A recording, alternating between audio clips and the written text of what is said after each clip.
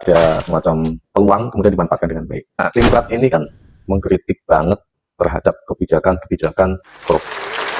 Baik, assalamualaikum warahmatullahi wabarakatuh. Kembali bersama saya tentunya di channel Rian TV. Saya mengamati koalisi partai-partai selama kurang lebih 3 minggu ini, mulai dari awal bulan kemarin sampai detik ini, dengan memberikan kesimpulan bahwa partai politik sedang memainkan perannya yang tidak baik-baik saja. Partai politik sedang memainkan sandiwara di mana untuk menggait hati masyarakat. Tentunya dengan imbalan mereka akan berkuasa di negeri ini. Kenapa saya bilang begitu? Mari kita bahas bersama.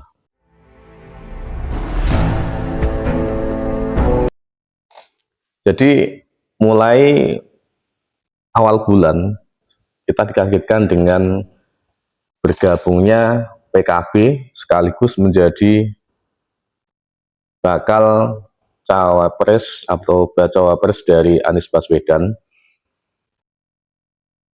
Di situ menimbulkan sebuah goncangan yang sangat hebat dalam koalisi yang sebelumnya ada 3 partai, yaitu Demokrat, PKS, dan Nasdem. Dengan bergabungnya PKB sekaligus mengukuhkan, menentukan, memastikan bahwa yang menjadi bacawa pres itu adalah Caimin dari PKB, maka di situ terjadi sebuah guncangan yang sangat besar sehingga Partai Demokrat sampai-sampai mengatakan bahwa Anies Baswedan itu adalah pengkhianat. Kemudian menyatakan keluar dari koalisi perubahan sebagai jargon koalisi yang ada ini sebelumnya. Kemudian setelah itu, setelah 3 minggu dengan kekecewaan yang sangat besar tentunya. Kenapa saya bilang besar? Karena proyeksi AHY itu adalah proyeksi menjadi cawapres. Jadi selain itu moh, dalam arti seperti itu. Selain itu moh. Makanya mungkin banyak atau semacam Nasdem juga sudah mengamati dari awal ataupun setelah terjadi proses koalisi itu takut kalau Nasdem itu mengumumkan cawapresnya di awal selain PKB ya, karena PKB itu sebenarnya ada di poin terakhir, detik-detik yang saat itu ada semacam peluang kemudian dimanfaatkan dengan baik. Jadi Nasdem itu takut kalau cawapres yang diumumkan itu dari non partai, katakanlah yang diisu-isukan adalah kayak sebelumnya itu Mahfud MD, kemudian Mahfud MD nggak mau, kemudian ada Yeni Wahid, kemudian ada Khofifah. Itu ketika sudah diumumkan maka takutnya Demokrat itu akan keluar. Akhirnya jalan yang diusung ya ditempuh oleh Nasdem itu adalah menyatakan, mendeklarasikan atau menetapkan dengan sendiri dan secara diam-diam tanpa memberitahu Demokrat. Itu langkah yang memang benar-benar kalau dikatakan pengkhianatan dalam suatu partai, bukan pengkhianatan, tapi orang yang berada di dalam situ, khususnya yang mempunyai hajat yang besar untuk menjadi cawapres, tentunya merasa dikhianati.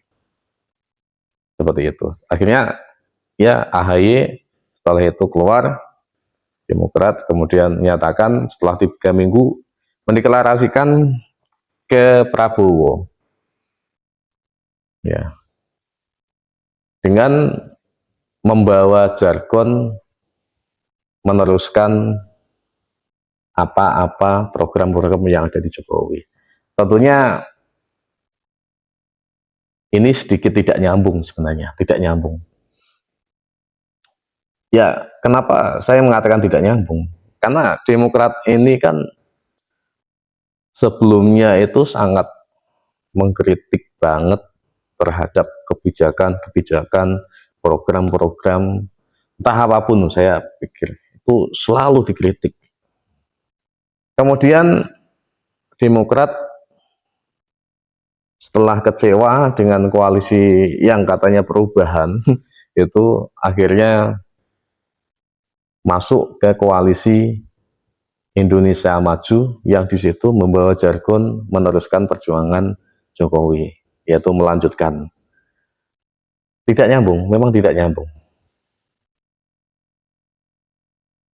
Sehingga kita bisa mengatakan sebagai orang awam ya, yang bukan berada dalam satu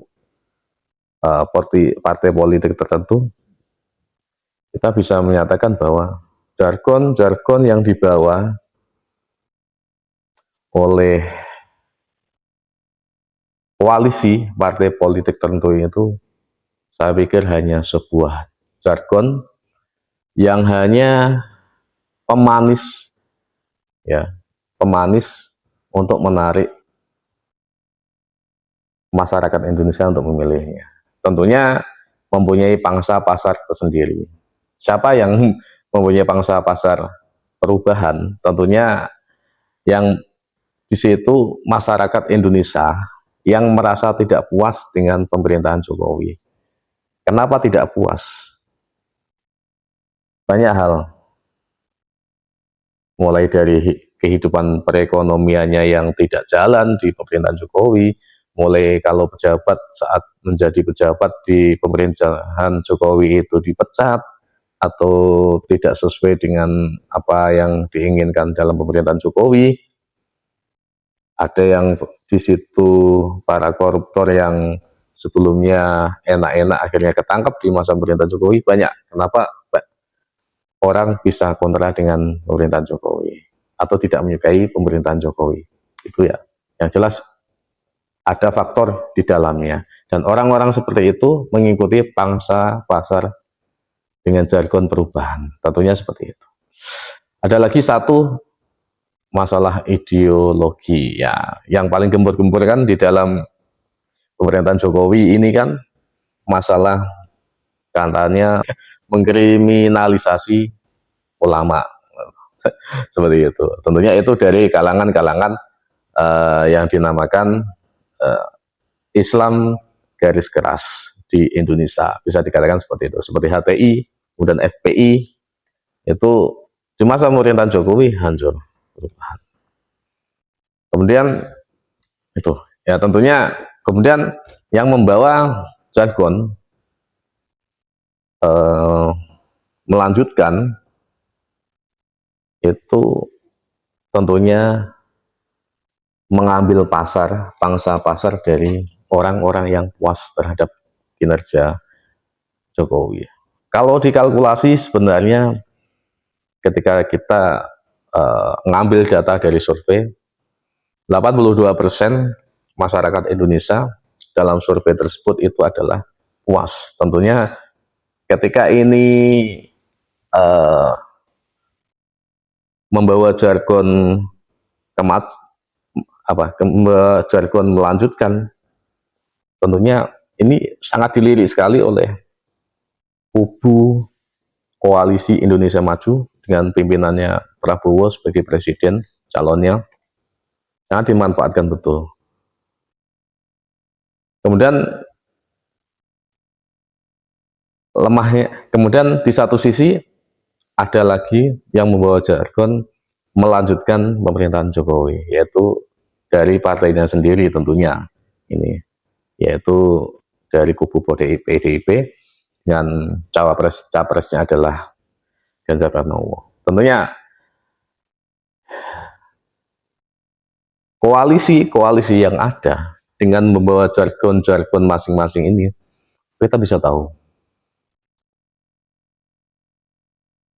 PKB sebelumnya masuk ke koalisi Indonesia Maju. Kalau dulu KKIR, yang itu membawa jargon melanjutkan pemerintahan Jokowi. Kemudian sekarang berada pada gerbong yang lain, yaitu gerbong dengan jargon perubahan. Dari sini sebenarnya, kemudian yang dibalik lagi, seperti Demokrat tadi, membawa jargon perubahan, tapi sekarang gabung di jargon Indonesia Maju dengan jargon melanjutkan.